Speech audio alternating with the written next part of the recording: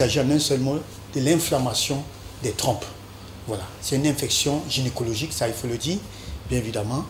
Sujet, tout le monde est concerné, c'est-à-dire même la jeune fille, ça il faut le dire ainsi.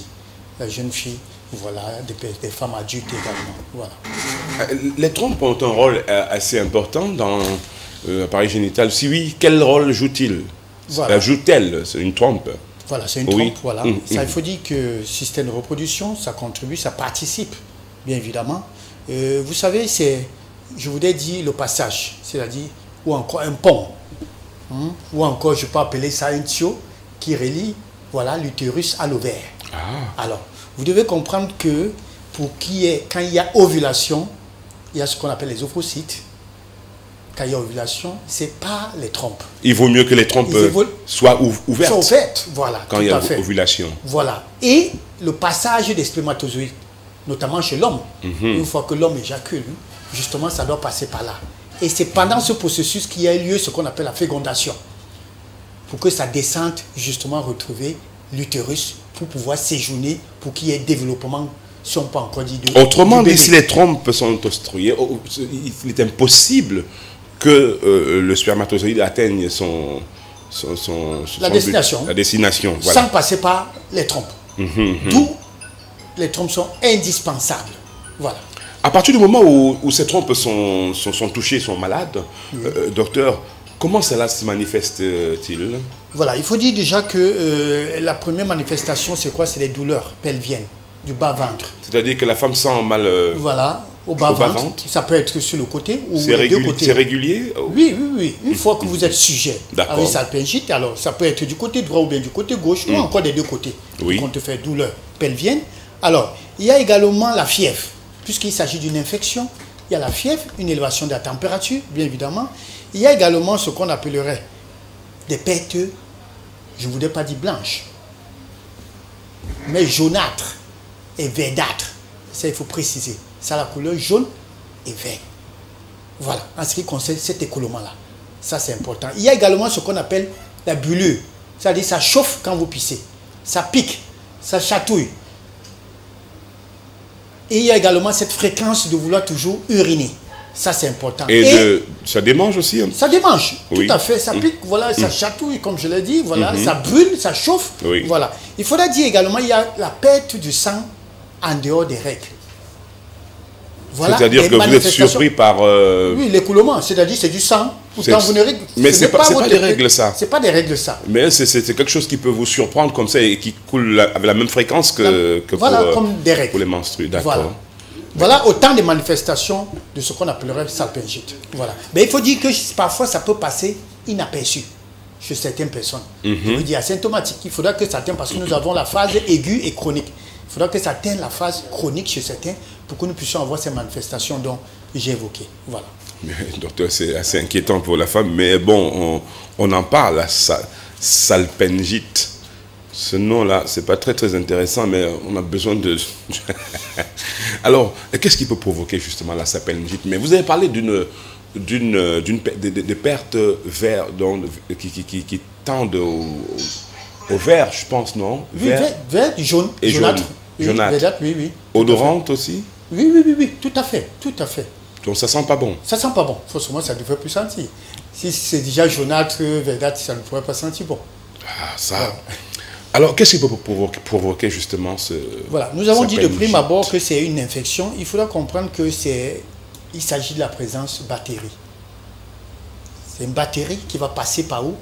Par l'orifice, c'est-à-dire, bien évidemment, du vagin, et qui va suivre le cheminement. Il vient d'où? Ce microbe d'une infection sexuellement transmissible. Donc il a été transmis. Transmis, bien sûr. Lors des rapports sexuels non protégés. Bien voilà. Ou encore, c'est vrai qu'on peut choper aussi le fait de s'asseoir sur un bidet, ou bien, ça va dépendre de l'hygiène, voilà. Ben alors, ça va coloniser, ça monte vagin, ça passe par le vagin, allez, ça colonise l'utérus pour atteindre les trompes, bien évidemment. Voilà le cheminement.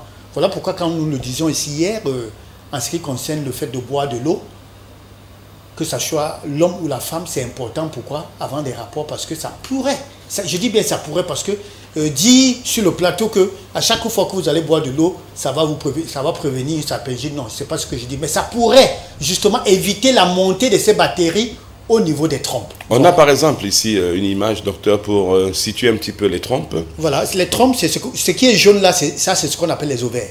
Et maintenant, ce qui est comme des douves, comme si c'était les mains, voilà, ça c'est ça les trompes. C'est ça, cette voie-là, voilà, qui va, voilà. Voilà, le vagin c'est en bas là, en dessous là. Voilà l'utérus que vous voyez de l'autre côté en haut. Donc le spermatozoïde doit monter là et aller faire son tour de piste pour revenir s'installer à sa destination. Justement, voilà. Et quand les trompes sont bouchées, ce circuit aussi est... Ça, c'est difficile de pouvoir, vous ne pourrez pas concevoir si les trompes sont bouchées. Autrement dit, vous passerez par une fécondation in vitro, ce qui n'est pas une voie normale, mais qui est une voie de recours. Voilà. Mais docteur, personnes à risque et facteurs de risque aussi. Voilà, c'est vrai, ça fait mal de le dire ce matin, personnes à risque, il s'agit notamment des enfants. Quand j'appelle des enfants, c'est des jeunes filles. Ça, il faut le dire, mon commandant, et l'occasion plus que jamais à cette maman qui nous regarde ce matin, de pouvoir sensibiliser, de pouvoir éduquer. L'éducation sexuelle pour ces jeunes filles-là. Parce que les personnes à risque, c'est des filles, des jeunes filles de 15 ans, 25 ans. Ça, il faut le dire. Alors, et vous le savez, ce n'est pas moi qui le déclare sur ce plateau. Je crois que les pratiques sexuelles aujourd'hui, c'est de taille. Ça, il faut le dire. Des pratiques sexuelles, je veux dire, ce qu'on appelle communément patouze et tout et tout. Vous voyez, ces jeunes filles veulent le découvrir, c'est-à-dire il y a des choses qu'ils veulent connaître. Alors, et du coup, ils se jettent dans n'importe quelle pratique et tout. Voilà autant des facteurs de risque, ça, il faut le dire ainsi, et qui favorisent, bien évidemment, une infection, ce qu'on pourrait encore appeler salpingite. Alors, nous avons les stérilets. Ces jeunes filles-là qui mettent, il y a des jeunes filles qui en mettent, pourquoi est-ce qu'on porte? Parce qu'on veut être free. On veut être free, on veut jouer la vie. C'est ce que je pourrais encore parler. Il y a ce qu'on appelle le curettage. Il y a ce qu'on appelle les IVG, interruption volontaire de grossesse. Voilà autant des facteurs de risque de ce qu'on appelle le salpingite. Voilà. Et ça, aujourd'hui, ces jeunes filles sont exposées. Je ne voudrais pas dire qu'il n'y a pas de femmes, des mamans. Mais le plus... Mais je dirais pour ces mamans qui nous regardent, c'est regrettable pour vous d'entrer en ménopause avec des infections, comme ce qu'on pourrait encore appeler le salpingite. C'est malheureux. Ça, il faut le dire ainsi. Pour une maman qui devait choper du chlamydia, du mycoplasme, du gonocoque et tout, pour pouvoir entrer en ménopause avec ça, c'est vraiment, ça ne fait pas bon vivre. Est-ce que vous pensez, docteur, que l'on peut souffrir de salpingite à son insu? Tout à fait. Tout à fait. C'est lors d'une consultation, le plus souvent, c'est lors d'une consultation. Mais ces signes avant-coureurs dont vous nous citez notamment les pertes, etc., ça peut attirer l'attention. Mon commandant, voilà ce qui se passe chez ces jeunes filles-là. Déjà, il n'y a pas de dialogue entre le parent et les enfants, ou encore entre son ami ou son copain et alors, quand elle commence à avoir des démangeaisons, qu'est-ce qu'elle fait? Elle a ces pètes blanches là. Alors, qu'est-ce qu'elle fait? Elle va cacher. Elle va faire l'automédication. Elle va voir le docteur de la rue là, qui va faire une composition là. Et une fois que ça se calme, elle sait que elle est guérie. Et après 5 ans, à la recherche, elle trouve l'homme idéal, s'il faut le dire ainsi, mettez à la recherche de l'enfant, l'enfant ne vient pas. C'est lors d'une consultation gynécologique maintenant, après un bilan, qu'on se rend compte que madame ou mademoiselle, vous avez ce qu'on appelle une salpingite. Ces résultats-là, ce mot-là toujours, vous trouverez toujours lors des résultats des examens, salpingite, et beaucoup ne comprennent pas ce que c'est. Voilà. Alors que là, c'est vraiment dangereux. C'est très dangereux, c'est une maladie grave, ça il faut le dire. Docteur qui est au carrefour, là, docteur qui prescrit les trucs. Vous connaissez docteur? Hein? Docteur, c'est lui. Docteur, lui, soigne tout. Sandra Peniel.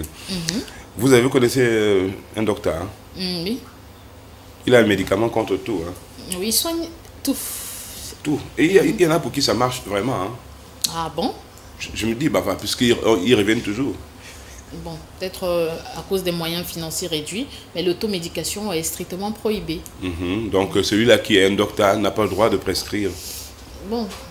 Ils vous demandent de prendre 2 ici, 3 là-bas, et ils écrivent même que 2 matin, 2 jours. Il a fait une formation. Si c'est un centre de santé, s'il a fait une formation, il fait quoi en route là-bas? Mais bien sûr. Ah d'accord. Il consulte, c'est possible. Ok. Ah, c'est des gars qui ont quand même... il y a des médecins qui ont qui ont le truc tranquille, oui, dans la rue?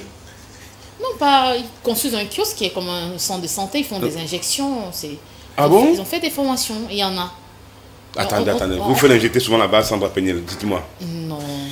Il ne faut pas faire ça. Hein. Par contre, je fais des diagnostics et des examens carrément à l'hôpital. Et parlant de cette maladie, docteur, diagnostic et examen. Oui, diagnostic, ça, il faut dire qu'on devrait passer par ce qu'on appelle l'interrogatoire, parce qu'il faudra tout à fait répondre aux questions que va poser le gynécologue. Parce qu'il faut dire que c'est le gynécologue qui est en charge. Alors, il vous pose un certain nombre de questions. Il faudrait être à même de lui dire que vous avez le pose, ce qu'on appelle un stérilet. Il faudrait être à même de dire au docteur que vous avez fait un curettage, ça fait des mois. Il faudrait être à même de dire que vous avez fait des IVG. Il faudrait être à même de dire au docteur que non, docteur, j'ai eu du chlamydia il y a de cela 2 ans. Ça, c'est très important. Ça lui permet justement de pouvoir... Parce que les médecins ne sont pas des marabouts, ça, il faut le dire. Ils ont besoin de ces informations. Ils ont besoin de ces informations pour mieux émettre des hypothèses. Ça, c'est très important. Et maintenant, à l'issue de cet échange-là, il y a des examens. Soumettez-vous au bilan. Et il faut apprendre là où... C'est-à-dire aller dans les laboratoires crédibles. Faites des examens là où il faut. On va vous prescrire un tas d'examens. Chlamydia, mycoplasme, et tout. Il y a tellement des IST. Un bilan IST en général. Et pour finir, par ce qu'on appelle l'échographie pelvienne. L'échographie, justement, permet de voir l'état des trompes, l'état des ovaires, l'état de l'utérus, l'état de tous ces organes. Voilà le diagnostic. Quelles sont les conséquences de la maladie, docteur Larry? Conséquences, vraiment. J'ai dit c'est une maladie grave. Ça, il faut le dire. Vraiment, il faut le décrire, il faut le dire haut et fort, surtout pour la jeune fille. Ça, il faut le dire. Je tire beaucoup plus sur la jeune fille aujourd'hui. Ces filles de 30 ans, 25 ans, 15 ans même. Pourquoi pas? Alors, il faut dire que l'une des complications, c'est quoi? C'est l'infertilité. Je ne voudrais pas parler de stérilité, parce que si je parle de stérilité, non, ça peut arriver jusqu'à là. Mais l'infertilité, le pourcentage de chances de pouvoir concevoir réduit de jour en jour quand vous êtes sujet au salpingite. Pourquoi, mon commandant? Si une trompe est touchée, il reste une autre trompe. Si l'autre trompe est encore touchée, c'est fini. C'est fini pour vous. Soit il faut passer à ce qu'on appelle une chirurgie. On va faire quoi? On va ôter certainement une autre trompe, il va rester l'autre. Et si l'autre, comme je disais, est touché, c'est fini. Mais comment est-ce que vous allez concevoir? Docteur, est-ce que l'on peut soigner Est-ce qu'il y a quand même, je sais pas, un peu l'espoir? L'espoir, ça va dépendre justement de ce que nous étions en train de dire, se faire dépister le plus tôt. Mon commandant, si vous avez fait 5 ans, je ne voudrais même pas dire 5 ans, 2 ans avec une salpingite, vous avez des douleurs là, vous cachez, vous prenez l'automédication, les anti-inflammatoires, ça se calme, ainsi de suite, vous vivez avec. Mais à la dernière minute, quand bien même on va vous soumettre à un bilan, on va se rendre compte que les trompes sont, je ne voudrais plus dire bouchées, détruites, en un seul mot. Alors, quand c'est tard, on ne pourra plus. Alors, le plus tôt, on soigne, on peut soigner. Après, bien évidemment, une salpingite, vous pouvez concevoir sans problème. Mais soumettez-vous au traitement, soumettez-vous au dépistage. Ça, c'est important. Nos amis qui s'expriment en langue de Shakespeare, Dr Larry dit souvent « Prevention is better than cure ». Alors, est-ce qu'on peut prévenir? Oui, la prévention passe par une hygiène de vie, hein, notamment, je voulais dire, corporelle. L'hygiène, je ne voulais pas dire, l'hygiène intime. Savoir comment faire sa toilette intime, ça nous l'avons dit plusieurs fois sur ce plateau. Et je m'adresse à ces parents-là. Prenons la peine, aujourd'hui, je crois que les enfants sont en congé. Je ne voulais pas dire je crois, les enfants sont en congé. C'est l'occasion plus que jamais de causer avec ces enfants. L'éducation sexuelle est importante, surtout en milieu en famille. Éduquer ces enfants-là, faites-les savoir les risques qu'ils peuvent encourir quand ils sont exposés, surtout quand on fait des rapports non protégés, surtout quand on a des partenaires multiples, parce que le véritable problème aussi, mon commandant, c'est des partenaires multiples. Ça, il faut le dire. Je voudrais également m'adresser à ces hommes qui nous regardent ce matin, parce qu'il faut dire que ces jeunes filles parfois sont innocentes. Ce sont ces hommes. Parce que quand je parle de la partout, ça fait mal de le dire, parce que j'ai sur la main une jeune fille justement de moins de 30 ans qui a justement été opérée à cause des trompes. Ça fait mal de le dire. Justement à cause de toutes ces pratiques-là. C'est qui? C'est avec des hommes, bien évidemment. Faites attention, ces jeunes filles-là. Il n'y a rien dehors. J'ai l'habitude de dire il n'y a rien dehors. Évitez de vous faire tromper par de l'argent. Parce que ces hommes se servent de l'argent pour tromper ces jeunes filles, ces enfants. Alors, parents que nous sommes, nous devons justement éduquer nos enfants. Ça, c'est très important. Donc, la prévention passe par ça. Protégez-vous, protégez-vous, protégez-vous. Le port de préservatif, ça il faut le dire. Comme Sandra Peignet aime si bien le dire. Faites des rapports dans le couple. Toutes les femmes sont appelées à se marier. Nous devons éduquer nos enfants dans cela. Que non, une fois que tu aurais ton nom, tu vas jouer la vie comme tu le veux. Ça, il faut le dire. Il n'y a rien. Qu'est-ce que tu veux découvrir dehors? Tu as tout ce qu'il faut. Parce que ces jeunes filles-là, on les donne l'argent de baigner, on donne tout. Non, mais une fois qu'un monsieur gage, je ne sais pas, une RAV4 ou je ne sais pas quoi, c'est le carburant et tout, et c'est tout, elle tombe là, et c'est des pratiques. Voilà. Donc, la prévention passe par l'hygiène. Une hygiène de vie. Docteur, il peut aussi garer une moto et ça va tout donner. Ben, je ne dis pas non. Je dis pas non, mon commandant. Mais c'est vrai que la RAV4 est un peu plus... Voilà. Ça va un peu attirer un peu plus. Elle va monter avec sa petite... toujours, mon commandant. Elle va monter à bord avec sa petite jupe. Voilà. Avec sa petite jupe. Voilà. Plusieurs jeunes filles sont tombées dans le panneau. Tout à fait. À cause de la voiture. Tout c'est climatisé. Il y a un bon parfum qui sort du tableau de bord là. Ils vous baladent dans la ville. Ils vous achètent un pot de yaourt, voilà. Ils vous remettent 2000. Non, pas 2000. 2000 francs. Mais vous avez une jetée de le climatiseur. Ça, 2000. 2000 francs, ils vous achètent un pot de yaourt. Ils vous amènent à la boulangerie. Et après, non, s'il vous plaît. Ils vous flattent, je dis 2000. S'il vous plaît, c'est pas 2000. Même les sugar daddy ne donnent plus l'argent. Hein. Ah bon? Oui. Comment vous savez ça? Ils sont devenus très durs, les sugar daddy. Arrêtez ça. Non, mais je suis présentatrice télé. Vous parlez de quoi là? J'échange avec des personnes. Vous échangez quoi? Avec des sugar daddy. Mais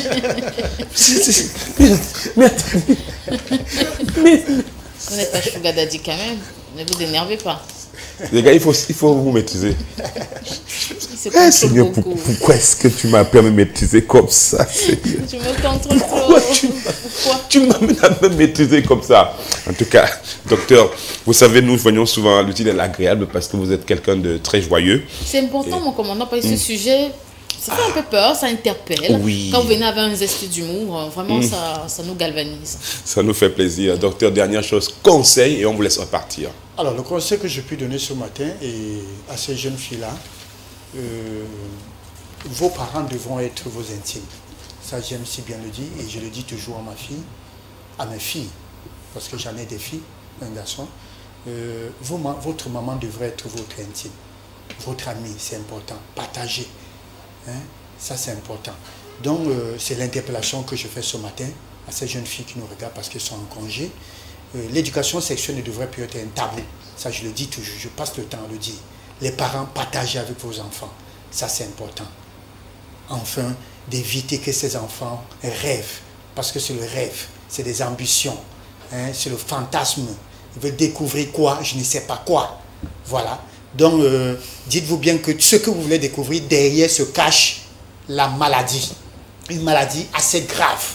Des infections assez graves qui peuvent demain, je ne dirais pas, vous rendre stérile pour que vous ne puissiez plus avoir des enfants. Et là, vous allez tirer sur un parent que c'est la sorcellerie. Non, pourtant, vous l'aurez cherché. Donc, ce matin, prudence, prudence. Faites-vous dépister. À chaque fois que vous avez des démangeaisons, ça pique, ça chatouille, ça fait mal, allez consulter chez un vrai médecin. Voilà le conseil de ce matin. Ça pique, ça démange, ça chauffe, c'est pas habituel. Il faut consulter. S'il y a juste un petit truc là qui fonctionne, qui ne va pas chez vous, n'hésitez pas. Je suis prêt à sortir... le paquet. Oui, pour ça. Je vous fais confiance. Hein. Voilà. Il s'agit de la femme, vous faites tout. Oui, mais je fais tout, c'est ça. Mais vous, il ne s'agit pas des femmes, quand il s'agit des enfants. Il veut parler des enfants. Non, il parle de la femme. Dès que ça picote déjà, donc démangeaisons vaginales. Les femmes à mon commandant. Non, il parle de démangeaisons. Il est prêt à sponsoriser les consultations au lieu d'aller chez le docteur à côté, là, prendre... Je suis pas en train de gâter le marché de docteur. Hein.